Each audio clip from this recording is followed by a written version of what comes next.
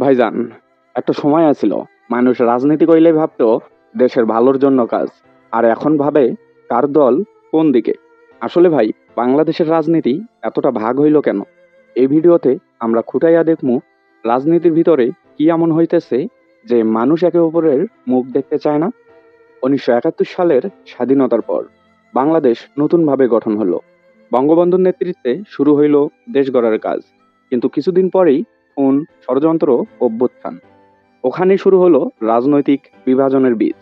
দলবদল, ক্ষমতা লইয়া টানাটানি। এইসব ধইরা জনগণের মনে জন্ম নিল অনিশ্চয়তা। তারপর এলো বড় দুই দল, আওয়ামী লীগ আর বিএনপি।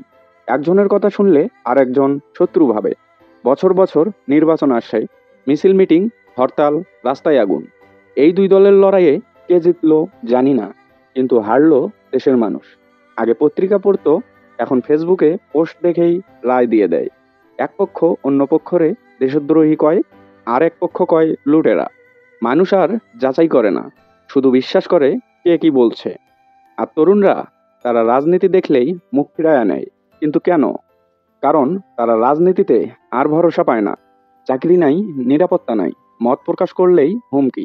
এভাবেই রাজনীতি হয়ে উঠছে ভয় আর বিভক্তির খেলা। ভাই, রাজনীতি কোনো খারাপ জিনিস নয়, কিন্তু যখন সেটারে দল আর ক্ষমতার জন্য ব্যবহার করা হয়, তখনই আসে আসল সমস্যা। আমরা যদি সবাই সচেতন হই, ভোট দেওয়ার আগে ভাবি, মতামত দেই যুক্তি দিয়া, তাহলে রাজনীতির পথ পরিষ্কার অবশ্যই হইব।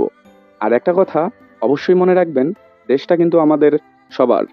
আপনি যদি চান এই রকম বিশ্লেষণাত্মক আর সহজবোধ্য ভিডিও বানাই, তাহলে চ্যানেলটা সাবস্ক্রাইব কইরা পাশে থাকবেন। জানার জন্য টুনো চ্যানেলটি সবসময় চায় আপনি জানেন, বোঝেন আর চিন্তা করেন। দেখা হইব পরের কোনো নতুন ভিডিওতে। ততক্ষণ পর্যন্ত ভালো থাকবেন, সুস্থ থাকবেন। আল্লাহ হাফেজ।